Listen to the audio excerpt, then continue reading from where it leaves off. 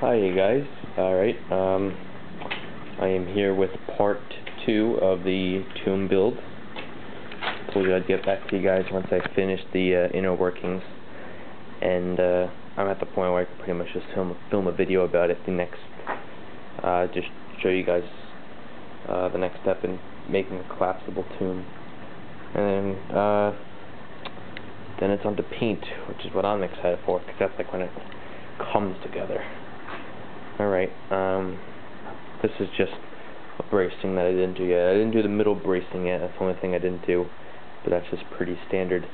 The middle bracing is just because you're using a large piece of foam and it bows out on the sides, so to keep it nice and fit tight, just I'm gonna put just another piece of bracing, a little piece of 1x1, and everything here is not just screwed into foam, it's all with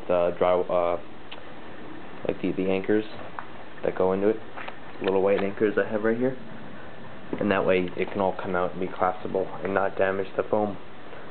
And that's pretty much key about this build, is using those anchors with everything, every corner put together, because otherwise if you just screw something in, over time it'll eventually just, wear out that hole, and then you have to go elsewhere, and then it'll just eat it up. So drywall anchor, just silicone it in, then that's fine. Silicone does not melt the foam, or at least this clear waterproof silicone from General Electric, that doesn't. It works pretty good for me. And for the drywall anchors, I use these. Easy anchor. I don't know what the exact length of it is. It's got to be, this is 2 inches, so it's got to be about 1.5 inches, because it does go decently into the foam. Alright, so without further ado, I don't want to make this video too long on you guys. Here's how I set up my bracings. So I got these 1x1 pieces. They're just white because they were just scrap. And they are, all little different sizes, but that won't matter. And they line up. They're always they're just a little bit less than the height of this. You can see it's just shy. But how this is adjusted, it's very specified. And my system is that a wall matches to a wall, like 4 and 4, 3 and 3, 1 and 1, 2 and 2, and that makes the corner.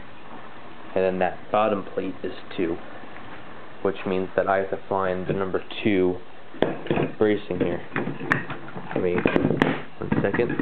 So this bracing is 2 because it has 2 on top. So that'll come in right here,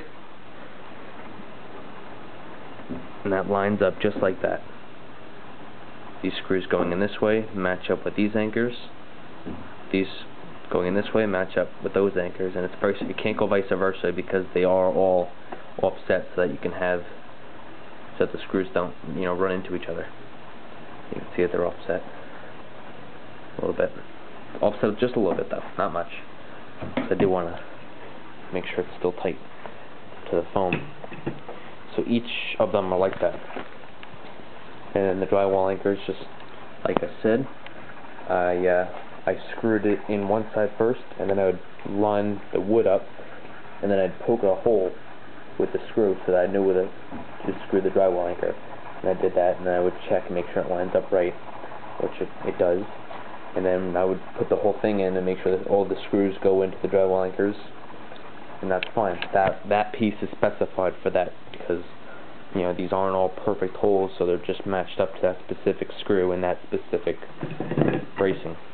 The middle one will just be a little faceplate square on each side. Screws into there, screws into here, and pulls it nice and tight together. Then you just pop it out when you're done, and bada bing, pop out the braces, pop out the sides, and it just all goes away like panels. So it's a pretty easy